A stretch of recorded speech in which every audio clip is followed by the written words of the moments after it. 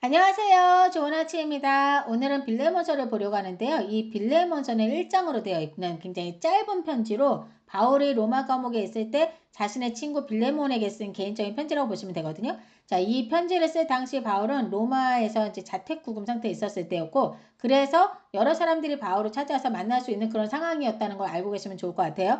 자, 우선 이 빌레몬서에 이제 등장하는 인물들을 좀 알고 읽으면 좀 더 쉽게 이해가 되시거든요. 우선 누구냐? 빌레몬이라는 사람이 누구냐? 골로새 지역의 그 부유한 그리스도인이었다고 해요. 그래서 바울의 동역자였고 그의 집은 이제 교회 집회 장소로 사용되기까지 했다고 하더라고요. 이제 그게 2절에 나와 있어요. 너의 집에 있는 교회에 편지하노니라고 써 있죠.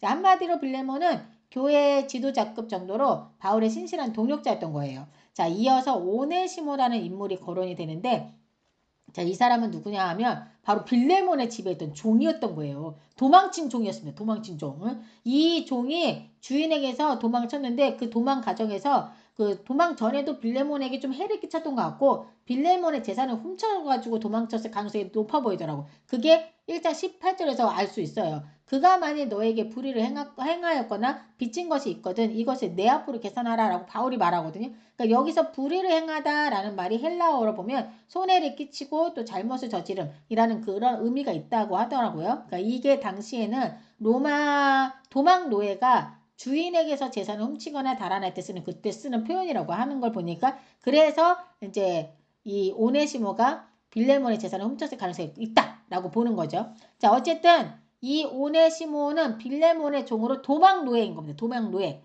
그런데 우연인지 하나님의 섭리인지 이 로마로 도망간 오네시모가 바울을 만나게 되고 거기에서 바울의 복음을 듣게 되고 변화된 인물인 거죠. 자, 그러니까 바울도 이 오네시모가 그런 저기 빌레몬의 종이었던 걸 몰랐어요. 몰랐는데 그 나중에 오네시모가 이제 회심을 하고 나서 자신의 죄를 고백했을 거 아니에요. 그때 들었던 거죠. 자신의 주인 빌레몬이라는 분이 계시는데 이러면서 근데 제가 거기서 돈을 훔쳐가지고 도망쳤고 이런 얘기를 했던 거죠. 바울도 깜짝 놀랐을 거예요. 그래서 이 사실을 알게 된 거죠. 이 상황을. 그래서 이 세 사람의 얽힌 관계의 중심에 누가 있냐? 바로 빌레몬이 있었던 거예요. 사실 이 편지가 이제 바울이 빌레몬의 개인에게 썼지만 그의 집에서 모이는 교회 전체도 함께 읽도록 되어 있는데 왜냐하면 오네시모 문제가 단순한 개인 문제가 아니라 교회 공동체가 함께 받아들여야 할 변화였기 때문이었던 거죠. 자, 바울은 이제 먼저 빌레몬의 믿음과 사랑에 대해서 높이 칭찬하는 말로 편지를 시작합니다. 그리고 곧바로 오네시모에 대해서 말을 합니다. 10절에서 갇힌 자 중에서 낳은 아들 오네시모를 위하여 너에게 간구하노라 라고 말을 시작하는데요. 이 말을 읽었을 때 빌레몬이 진짜 깜짝 놀라지 않았을까라는 생각이 들더라고요. 자, 이어서 12절에서 바울은 그가 전에는 너에게 부익하였으나 이제는 나와 너에게 유익함으로 라고 말을 하고 있거든요.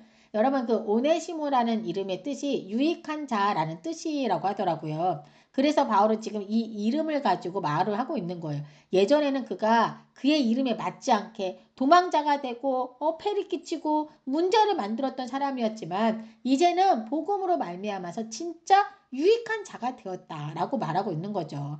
자, 그럼 바울은 지금 빌레몬에게 무엇을 요구하고 강구하는 걸까? 12절에 바로 나옵니다. 내가 그를 너에게 돌려보내노니 그는 내 신복이라 즉 내 심장과 같다 라고 말하고 있는 거예요. 그러니까 바울은 오네시모를 그냥 종으로 보지 않았고 내 심장이라고 표현할 만큼 사랑한다라고 말한 거예요. 그리고 그 사랑을 빌레몬에게도 요구를 하고 있는 겁니다. 쉽지 않습니다. 이거 쉽지 않아요. 여기까지 읽었을 때 빌레몬의 마음이 그닥 유쾌하지 않았을 것 같다라는 생각이 들더라고요. 자기에게 해를 끼치고 그리고 자기 재산까지도 훔쳐가지고 도망간 노예예요. 예? 여러분 이거는 진짜 그런데 그런 노예를 사랑으로 품으라고 얘기하니까 그것도 바울에게서 바울이 오네시모를 얘기할 거라 상상도 못했겠죠. 자, 13절 이하를 읽어보시면 바울은 우연찮게 오네시모를 알게 되었고 그가 자택구금 상태에 있는 바울이 밖을 자유롭게 다닐 수 없었기에 바울이 아마도 이 오네시모에게 그러니까 이 오네시모가 바울의 복음을 들었잖아요. 그러니까 이 오네시모가 바울의 복음을 듣고 바울을 좀 많이 따르고 그랬던 것 같아요. 그러니까 바울은 이제 구금 상태에 있었기 때문에 밖을 자유롭게 나가지 못하잖아요. 그러니까 바울이 아마도 오네시모에게 이런저런 심부름도 시키고 여러 가지를 부탁하는 일을 시켰었던 것 같아요. 그리고 오네시모는 그 일들을 충성되게 잘 감당했던 것 같더라고요. 그래서 바울 곁에 있게 하고 싶었던 거예요. 바울은. 그래서 자기 곁에 두고 자신을 섬기도록 하고 싶었는데 이 오네시모가 내 친구 빌레몬에게서 도망친 종이었다는 사실을 알게 됐지 않습니까? 생각해 보세요. 빌레몬은 자신의 절친이야. 근데 지금 자기를 섬기고 복을 받아서 변화된 이 오네시모가 자신의 친구 빌레몬의 제자해가지고 도망친 노예였어. 어떻게 해야 됩니까, 여러분? 어떻게 해야 돼요? 이 오네시모가 바울에게는 되게 필요한 존재라고 생각이 되었어도 이건 아니었던 거예요, 여러분. 그쵸? 그래서 바울은 빌레몬에게 이 모든 일을 다 말합니다. 말하고 네가 이 오네시모를 용서하고 자유롭게 놓아주길 바란다. 그 마음에서 이 편지를 썼다라고 이렇게 이걸 얘기하고 있는 겁니다. 한마디로. 그래서 16절에 이후로는 종과 같이 대하지 아니하고 종 이상으로 그 사랑받는 형제로 둘지라라고 요청을 하지 않습니까? 근데 이게요, 여러분, 그 당시 로마사에서는 진짜 말이 안 되는 거였던 거예요.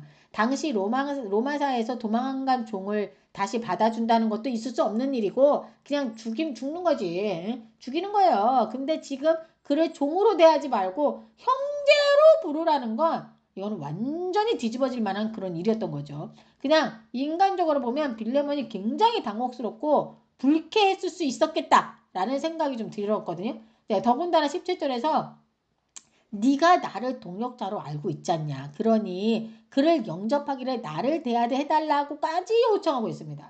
그러면서 만약에 그가 너에게 불의를 하였거나 너에게 빚진 것이 있으면 그것을 내 앞으로 계산해라 라고 내가 갚겠다 라고 말하지 않습니까? 여러분 이 한 구절 안에요. 여러분 이게 진짜 그냥 쓰여진 구절이 아닙니다. 핵심이 담겨져 있습니다. 그거 눈치채셨습니까? 몇 절이었죠? 17절? 18절에 그가 만일 너에게 불의를 하였거나 너에게 빚진 것이 있으면 그것을 내 앞으로 계산하라.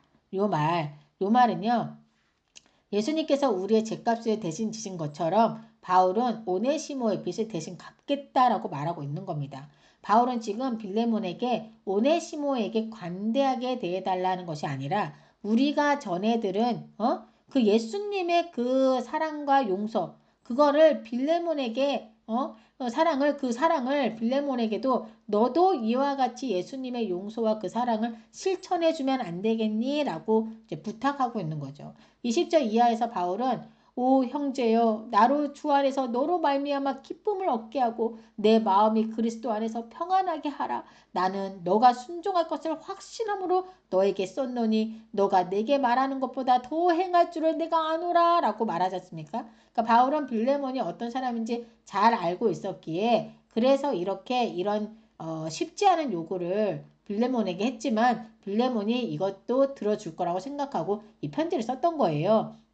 이 편지는 이 편지가 지금 남아 있는 거잖아요. 그래서 성경에까지 기록이 되어 있잖아요. 그러니까 이 편지는 빌레몬뿐만 아니라 빌레몬의 집에서 이제 집에 있는 그 교회에도 읽혀졌고 교회가 이것을 보존했고 초대 교회 전체가 이 편지를 받아들였을 가능성이 매우 커 보이는 거죠. 만약에 빌레몬이 바울의 이 부탁을 이제 거절했다면 이 편지가 성경 안에 남아있을 가능성이 거의 없기 때문인 거죠. 그렇죠? 네, 그래서 대부분의 학자들은 빌레몬이 결국은 오네시모를 용서했고 심지어 자유롭게 해서 자유로운 몸이 되게 해줘서 바울에게 다시 보내서 바울을 좀 섬기게 했을 가능성이 높겠다라고 이제 보는 견해가 되게 많다고 하더라고요. 자, 이 빌레몬서는 그러니까 죄인이 형제가 되고 무익한 자가 유익한 자가 되고 상처가 사랑으로 바뀌는 그 복음의 기적을 보여주는 그런 책인 것 같다라는 생각이 들었어요. 어떻게 보면 그냥 한 사람에게 보낸 어떤 일화를 가지고 이제 어떤 부탁을 하기 위해서 이렇게 보낸 편지 같지만 그 안에 또 예수님의 사랑과 용서가 또 들어가 있지 않습니까? 그 작은 변화 하나가 또 교회를 세우고 사람을 세우고 우리의 삶도 새롭게 만들어가는 게 아닌가라는 생각이 들었습니다. 여러분은 어떻게 이 빌레몬서를 읽으셨습니까? 한 장의 짧은 편지지만 여기에서도 말하는 내용이 굉장히 또 깊은 것 같아요.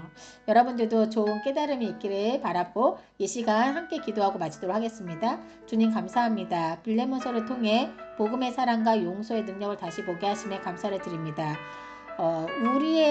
우리의 마음도 부드럽게 하셔서 용서해야 할 사람을 용서하게 하시고 세워야 할 사람을 세우게 하시며 복음이 우리 삶의 모든 관계 안에서 드러날 수 있도록 도와주실 줄 믿으며 이 모든 말씀 우리 주 예수 그리스도 이름으로 기도드립니다. 아멘.